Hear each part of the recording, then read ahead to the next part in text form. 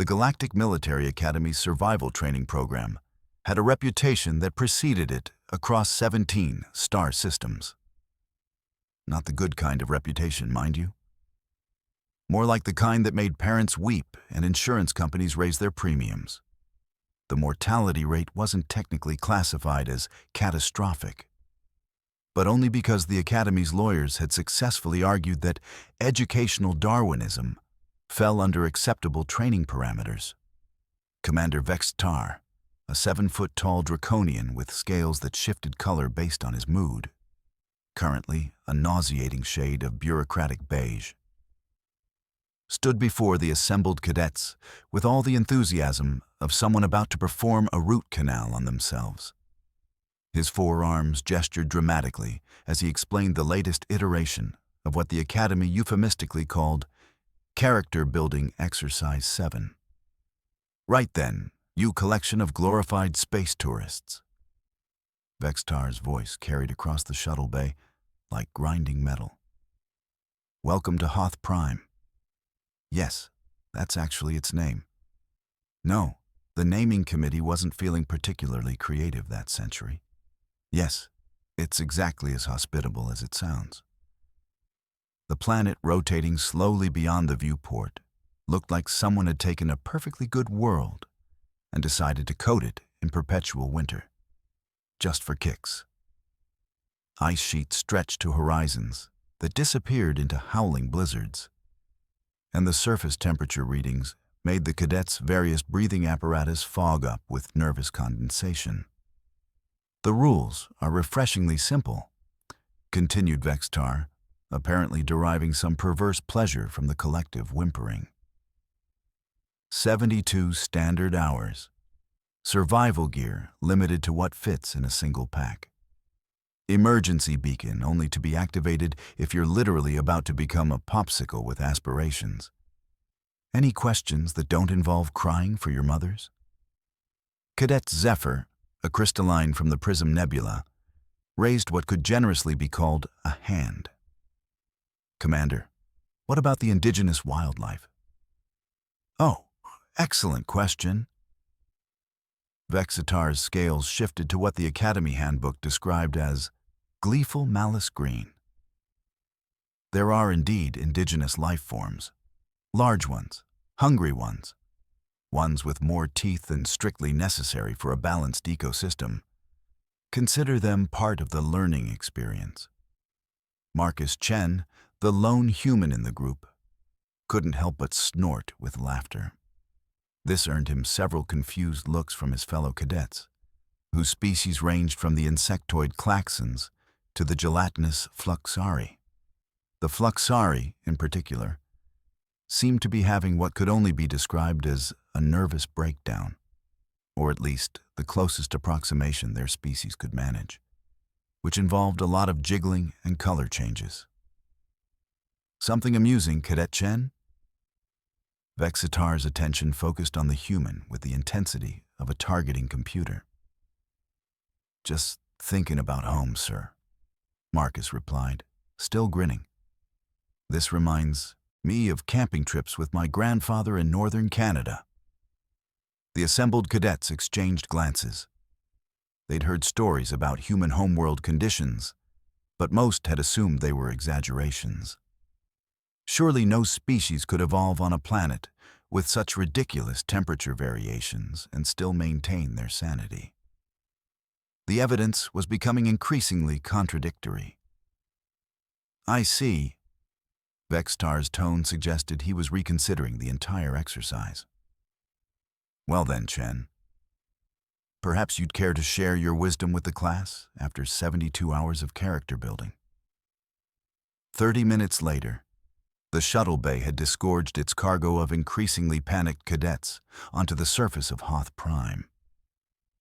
The wind hit them like an angry god's slap, and the temperature readings on their suits immediately began flashing warnings in languages that roughly translated to, "You're going to die horribly." Marcus watched his fellow cadets scatter in various directions, each convinced they had discovered the secret to Arctic survival. Cadet Threx, a particularly arrogant Valorian, with skin that could deflect plasma bolts, announced his intention to conquer this pathetic ice ball through sheer force of will before marching directly into a blizzard. His confident shouting faded remarkably quickly.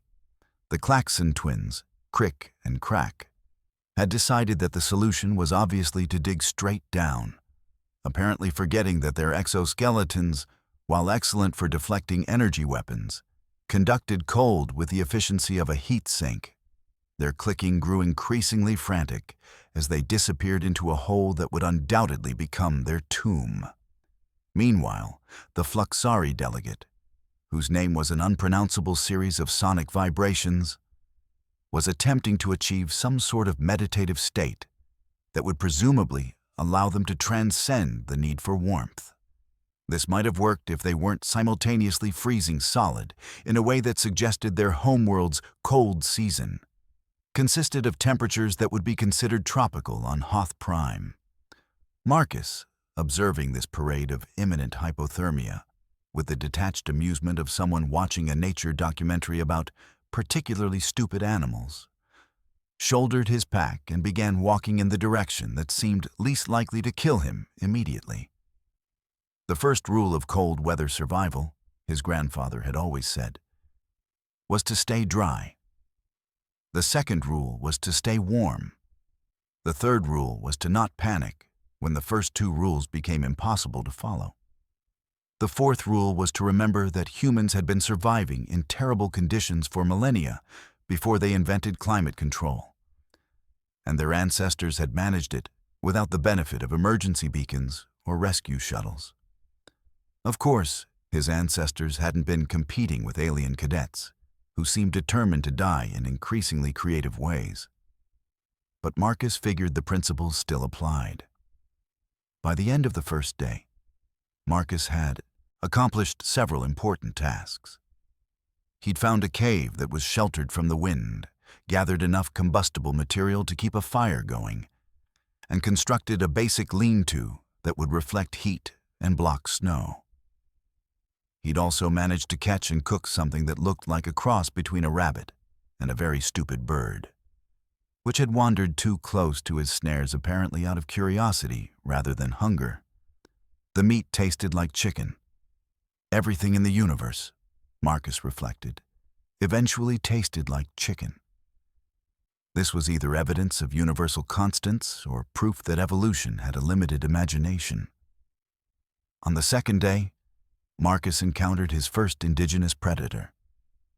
The creature was roughly the size of a small tank, covered in fur that would have made a luxury coat manufacturer weep with envy, and possessed of teeth that suggested its ancestors had decided that overkill was the best policy.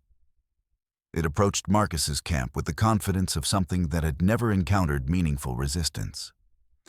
Marcus, who had spent his teenage years dealing with bears, moose, and the occasional mountain lion, found the creature's aggressive posturing more amusing than terrifying.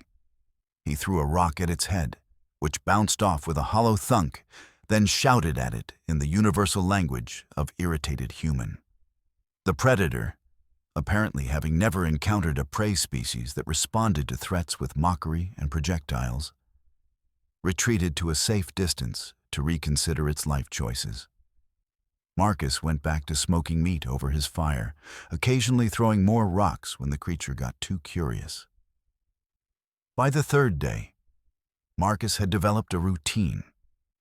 Wake up, tend the fire, check the snares, mock the local predator population, and work on improving his shelter.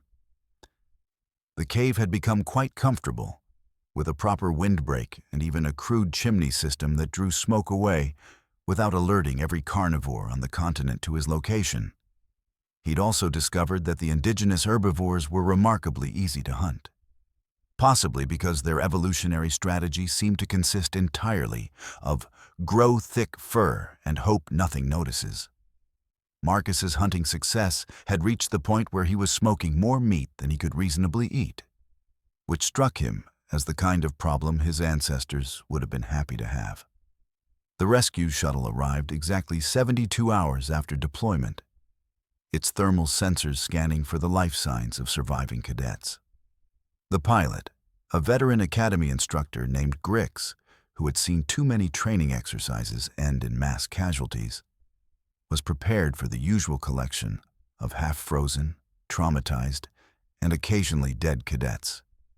Instead, the sensors detected something unprecedented. Not only was there a human life sign, but it was accompanied by what appeared to be a small, well-organized settlement, complete with multiple heat sources and what looked like a smoking operation. "Command, this is Rescue 1. Grix reported, his mandibles clicking in confusion. "I'm detecting unusual readings at grid 77 Alpha. "Define unusual, Rescue 1. "Well, Command, it appears one of the cadets has built what can only be described as a hunting lodge." The silence from Command stretched long enough that Grix began to wonder if his communication system had failed. "Repeat that last, Rescue 1. "A hunting lodge, Command. Complete with what appears to be a smokehouse, and are those fur pelts hanging from a drying rack?" When the shuttle finally touched down near Marcus's camp, the pilot and recovery team found themselves face to face with a scene that would be discussed in academy training manuals for generations to come. Marcus Chen, who had been dropped off looking like every other slightly terrified cadet, now stood before them wrapped in expertly crafted fur clothing and carrying what appeared to be several days' worth of smoked meat. Behind him, his cave shelter had been expanded into something approaching a permanent dwelling, complete with a stone-lined fire pit, an efficient chimney system, and a collection of hunting trophies that included the skull of something with entirely too many teeth. "Cadet Chen." Grix's voice carried a note of disbelief. "Are you, well?" "Never better, sir," Marcus replied, apparently oblivious to the stunned expressions of the recovery team. "Though I have to say, the local wildlife needs better survival instincts. Half of them practically threw themselves onto my snares." The recovery team spent several minutes documenting what Marcus had built, partly for the official record and partly because they suspected no one back at the academy would believe them otherwise. The smoking racks alone represented a level of wilderness engineering that most species would have required specialized tools to achieve. "How did you acquire the fur clothing?" asked Lieutenant Vexnina, Vextar's sister and the mission's medical officer. "Well," Marcus said, scratching his chin through a beard that had grown thick enough to require its own weather system. "That big predator that kept hanging around my camp eventually worked up the nerve to actually attack me. Turned out it was all bluff and no follow-through. Made excellent material for a winter coat, though." He gestured toward a pile of bones that had been stripped so clean they looked like they'd been processed by industrial equipment. The meat wasn't bad either. A bit gamey, but not terrible if you know how to prepare it properly. The shuttle's cargo hold, designed to accommodate emergency medical equipment and traumatized cadets, was instead loaded with smoked meat, fur pelts, and what Marcus described as some interesting plants I found that might have medicinal properties. The recovery team worked in stunned silence, occasionally exchanging glances that suggested they were witnessing something that violated several natural laws. Meanwhile, the other, surviving cadets were recovered in various states of distress. Cadet Threx was found 3 hours later, having achieved a level of hypothermia that required immediate medical intervention and what the Academy Medical Corps diplomatically termed psychological recalibration. The Klaxon twins had managed to dig themselves into a hole so deep that recovery required specialized equipment and a great deal of explaining to their insurance providers. The Fluxari delegate had entered some sort of hibernation state that their species medical experts would later describe as an innovative, if inadvisable, adaptation to circumstances. 3 other cadets were recovered in conditions ranging from moderately traumatized to requiring extensive therapy and possibly a career change. Commander Vextar met the returning shuttle with the expression of someone who had been expecting disaster and instead found himself facing a complete paradigm shift. His scales, which had been cycling through various shades of administrative anxiety, settled into a color that the Academy handbook hadn't bothered to catalog because it had never come up before. Cadet Chen. Vex's tar began, then stopped as Marcus approached, carrying what appeared to be a haunch of meat wrapped in expertly prepared hide. "Gift for the mess hall, sir," Marcus explained cheerfully. "Figured they might appreciate some fresh protein after all that reconstituted stuff." The debriefing session that followed would become legendary in Academy circles, though the official records were classified at a level that required 3 different forms of security clearance to access. Marcus's casual description of hunting techniques that would have impressed professional trackers, combined with his apparent ignorance of just how impossible his survival feat had been, left the entire review board in a state of existential confusion. "Let me understand this correctly," said Admiral Quextor, whose tentacles were performing nervous patterns that suggested he was reconsidering fundamental assumptions about reality. "You not only survived conditions that have defeated trained specialists, but you actually thrived to the point of establishing what amounts to a hunting lodge?" "Well, I wouldn't call it a lodge exactly," Marcus replied, apparently missing the point entirely. "More like a winter camp. My grandfather always said you can't just survive winter, you have to make it work for you. Cold preserves meat, snow provides insulation, and predators get lazy when the weather's bad." The Admiral's tentacles performed a pattern that roughly translated to, "I need a drink and possibly early retirement." "And the indigenous predator that you defeated?" "Oh, the big furry thing? Yeah, it took a few tries to work up the courage to actually attack me. I think it was used to prey that ran away instead of throwing rocks and yelling. Once it committed to the fight, it was all over pretty quick. Turns out most predators are used to overwhelming weaker prey, not dealing with something that fights back intelligently." Marcus paused, apparently considering his words carefully. "Though, I have to admit, skinning it properly was a challenge without the right tools. Had to improvise with some sharp stones and a lot of patience." The review board exchanged glances that suggested they were witnessing either the most impressive display of human adaptability on record or the most elaborate practical joke in Academy history. The evidence, unfortunately, was sitting right there in the form of expertly prepared furs and enough smoked meat to feed a small unit. "Cadet Chen," Admiral Quextor said finally, his voice carrying the weight of someone who had given up trying to understand the universe. "What would you say was the most challenging aspect of this exercise?" Marcus considered the question seriously, his expression suggesting he was actually thinking about it rather than simply providing the expected answer about hardship and character building. "Honestly, sir? The boredom. 3 days isn't really long enough to establish proper seasonal hunting patterns. And there wasn't much to do once I had the shelter sorted and the food situation handled. Back home, winter camping trips usually last at least a week, sometimes longer. You get into a rhythm, you know? This felt like it ended just as I was getting comfortable." The silence that followed this statement was the kind typically associated with natural disasters or the heat death of the universe. Several review board members were observed making notes that would later be incorporated into revised estimates of human survival capabilities, and, more importantly, human psychological resilience. The final report, classified at a level that required Admiral-level clearance to access, contained several recommendations that would fundamentally alter Academy training protocols. Primary among these was the notation that human cadets should probably be given different survival challenges, possibly involving environments that their homeworld hadn't already prepared them for through millions of years of evolutionary pressure.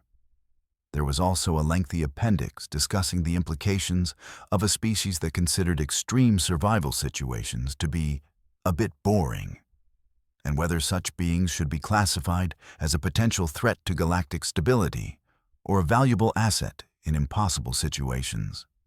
Marcus, meanwhile, returned to regular academy life with his usual cheerful obliviousness to the minor existential crisis he had caused. His dorm room now featured several fur rugs that had become something of a tourist attraction among the other cadets, and his reputation spread through the academy with the speed of gossip and the persistence of legend. The smoked meat he had contributed to the mess hall was declared surprisingly palatable by the academy's nutritional staff, though several alien species required medical consultation before it could be added to their dietary rotations. The Fluxari delegate, in particular, experienced what their species called flavor transcendence and had to be sedated.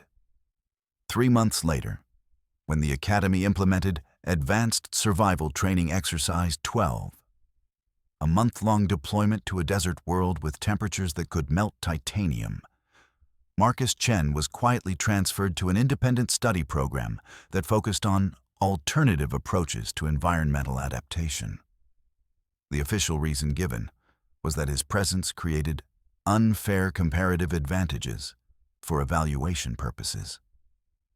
The unofficial reason, whispered in faculty lounges and administrative offices throughout the academy, was that watching a human casually adapt to lethal environments was bad for morale and possibly hazardous to the sanity of instructors who had built their careers on the assumption that survival training was supposed to be difficult. Marcus never did understand why his fellow cadets seemed so impressed by basic cold weather survival techniques.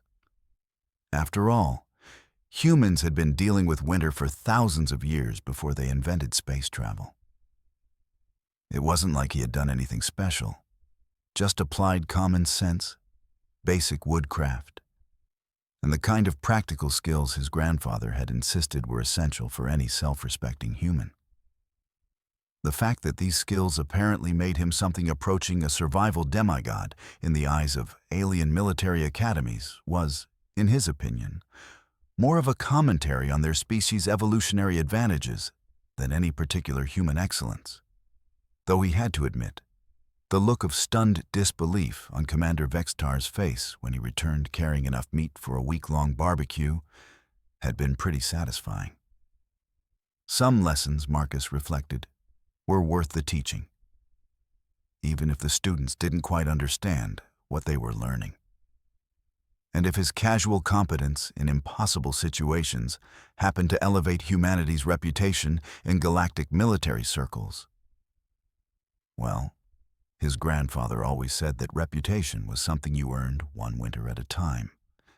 The Academy's records would show that Survival Training Exercise 7 was discontinued shortly after Marcus Chen's participation, officially due to evolving pedagogical requirements and updated safety protocols.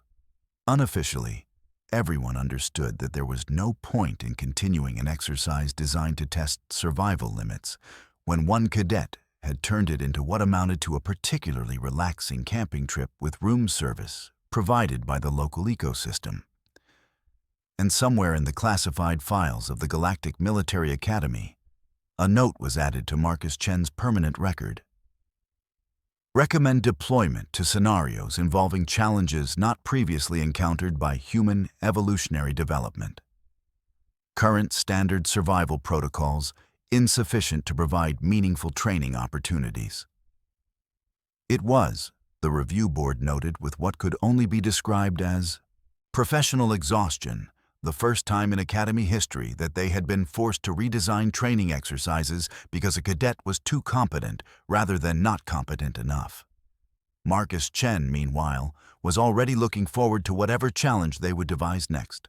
After all, his grandfather had always said that the best way to learn was to be thrown into situations where you had to figure things out as you went along, though he did hope they would give him something more challenging than basic winter survival.